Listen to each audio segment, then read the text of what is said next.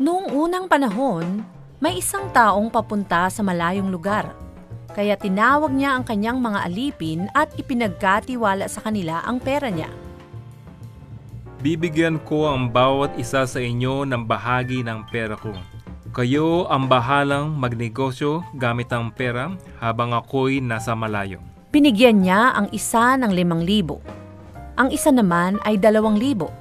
At ang isa pa ay 1,000. Ayan, binigyan ko ang bawat isa sa inyo ayon sa kakayahan ninyong magnegosyo. Ngayon, galingan ninyo ang pagnenegosyo.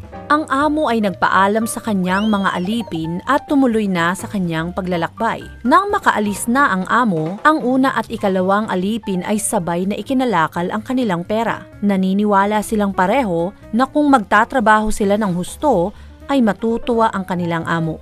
Ang alipin na binigyan ng 5,000 ay kaagad na umalis at ginamit sa negosyo ang pera. Ganoon din ang ginawa ng alipin na binigyan ng 2,000.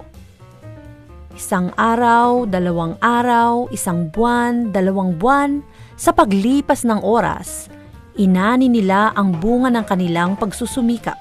Ang unang lingkod na nakatanggap ng 5,000 ay tumubo ng 5,000 pa. Ang ikalawang lingkod na nakatanggap ng 2,000 ay tumubo ng 2,000 pa. Ngunit paano naman ang pangatlo? Pagkalipas ng mahabang panahon, bumalik ang amo nila at ipinatawag sila upang magbalita tungkol sa perang ipinagkatiwala sa kanila. Lumapit ang alipin na nakatanggap ng 5,000 at sinabi, "At ang karagdagang 5,000 na tinubo ko." Sumagot ang amo niya, Magaling, isa kang mabuti at tapat na alipin. At dahil naging matapat ka sa kakaunting ipinagkatiwala sa iyo, ipapamahala ko sa iyo ang mas malaki pang halaga. Halika't makibahagi sa aking kaligayahan. Pagkatapos, lumapit naman ang alipin na binigyan ng 2,000 at sinabi niya, "Ito po ang 2,000 na ibinigay niyo sa akin at ang karagdagan 2,000 na tinubo ko." Magaling, mabuti at tapat na lingkod. Ikaw ay tapat sa ilang mga bagay. Ngayon, ipagkakatiwala ko sa iyo ang maraming mga bagay. Halika at makibahagi ka sa aking pagdiriwang.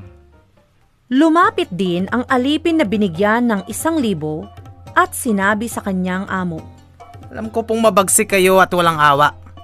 Inaanin nyo ang hindi nyo itinanim at kinukuha nyo ang pinaghirapan ng iba. Natakot po ako.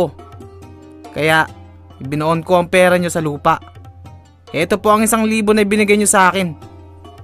Ang kanyang amo ay nagalit. Masama at tamad na alipin. Alam mo palang inaani ko ang hindi ko itinanim at kinukuha ko ang pinaghirapan ng iba. Bakit hindi mo na lang idineposito sa bangko ang pera ko para sa pagbalik ko ay may makuha kong interes?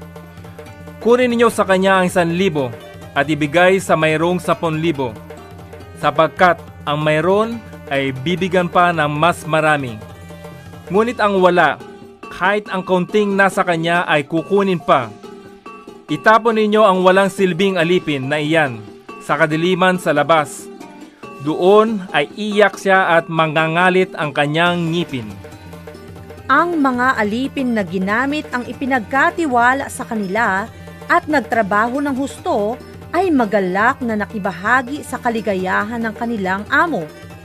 Ngunit ang tamad na alipin na hindi man lang sumubok ay itinapon ng umiiyak.